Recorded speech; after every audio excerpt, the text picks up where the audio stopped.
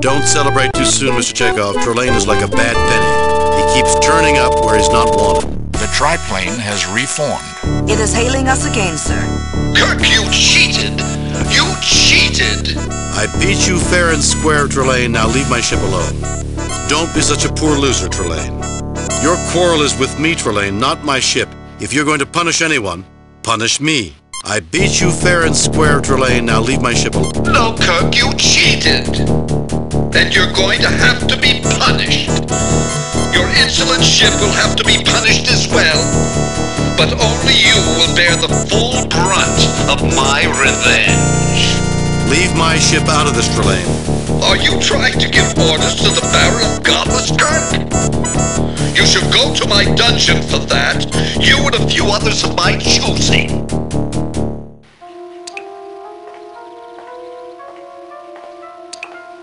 We have been unconscious for a considerable length of time, Captain. This is Lieutenant Commander Ellis, First Officer and Security Chief of the USS Zimbabwe. Hello, Mr. Ellis. Where is your captain? He was in sickbay at the time that triplane attacked us. I don't know what's going on. What is going on, Commander, is a gentleman named Trelane, an immature child of a race with vast powers. Somehow he acquired an unhealthy fascination with human military history. Last time we encountered him, he had an interest in the Napoleonic era. It would appear, Captain, that his awareness of human history has advanced to the level of your First World War. If it advances any further. Not only do we need to escape this place, but we need to find a way to discourage Trelane's interest in war once and for all. How did you escape from him last time, Captain? His parents appeared and punished him. I doubt that we can rely on such an intervention a second time.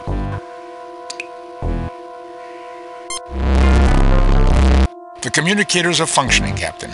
If there were other Federation personnel on this planet, we would be able to communicate with them.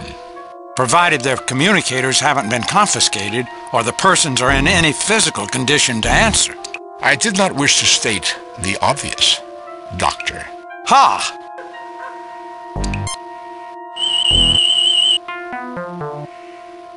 It would appear to be an ordinary crate, Captain.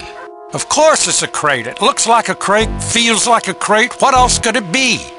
Doctor, we are dealing with an entity who is capable of sustaining an artificial atmosphere on a planet and then flying that planet around the universe like a starship. Spock's right, Bones. When we're dealing with Trelane, we need all the information that we can get. Something that looks trivial might be the key to defeating him and saving the Enterprise.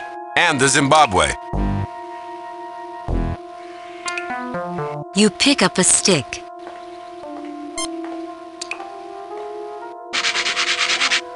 Well, I thought I could start a fire and try to get someone's attention, but I guess the straw is too damp.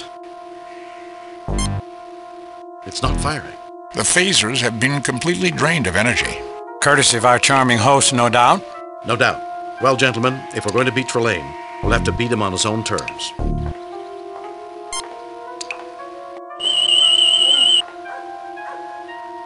This light bulb is an anachronism. Although its light output is typical of period lighting sources, it is far more energy efficient and encased in shatterproof glass. Trelane was never very good at getting the fine details right. A correct observation, Doctor.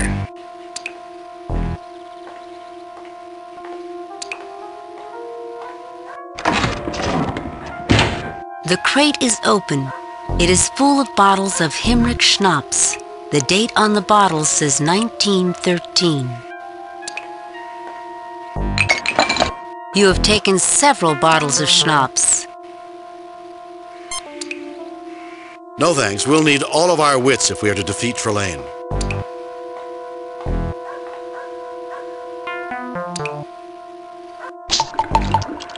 You cover the straw with schnapps.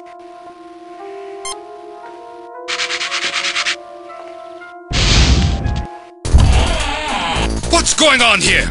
We should leave this building immediately. The proximity of this fire to a large concentration of alcohol puts us at considerable risk. Do you think the Baron cares if you burn to death? Who is this Baron? Trelane? Don't be a fool, man. If you keep us in here, you'll die too. It depends on whether he likes his prisoners rare, medium, or well done. Don't be a fool, man. If you keep... You have a point, Kirk. Go! I will be following! Our soldier friend seems to have gotten separated from us. I heard some windows breaking on the other side of the building. I assume that was him. The building is structurally sound, Captain.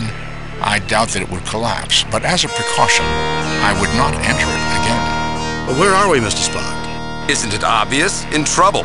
Do you have a problem, Mr. Ellis? Yes, sir, I have a problem. His name was...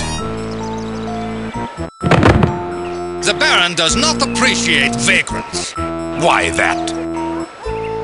Do not interfere, or the same thing will happen to you. How would you like to pick on someone your own size? What has this man done? You're really a tough guy, aren't you?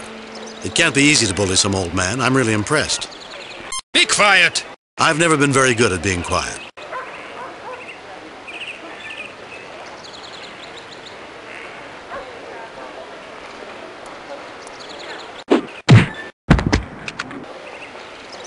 Having fun, Jim?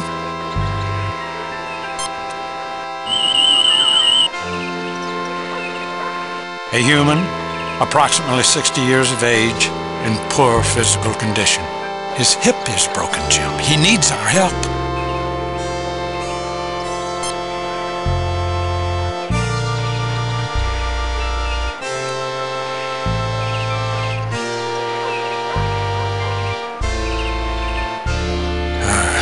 That should fix the hip problem. He should rest. Thank goodness Trelane didn't take the tranquilizers from my med kit. He'd probably be too tired to talk much.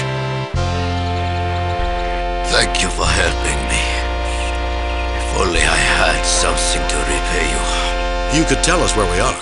You are the American pilot, Lieutenant Colonel Jimmy Kirk, the leader of the famous Enterprise Squadron. Lieutenant Colonel. Jimmy? Enterprise Squadron? I suppose I should tell you nothing, but as it looks as though the war will soon be over, I can tell you that this is the village of Gothos. What war is this? The Great War. The one that has lasted for 4 damned years and has killed millions. I never thought that it was possible for so many young people to die for such a worthless cause. I believe he refers to the first of your world wars. Could you answer an important question for me, sir? What year is this? Where's Trelane? What else has happened?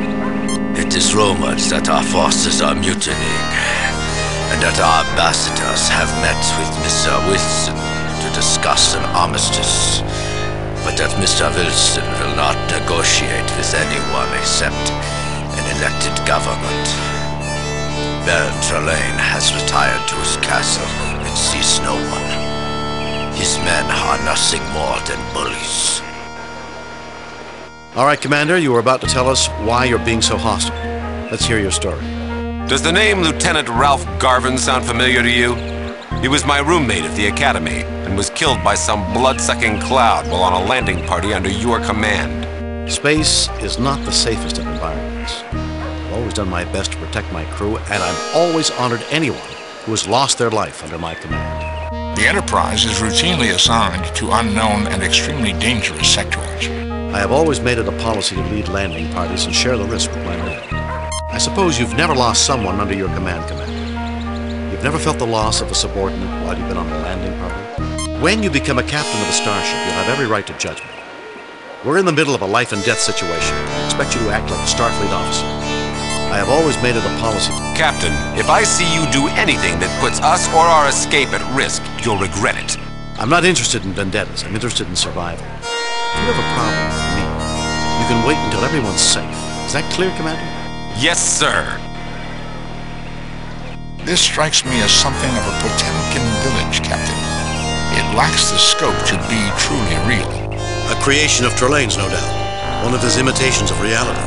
Undoubtedly, Captain, there is a high probability that it will be an extremely deadly place.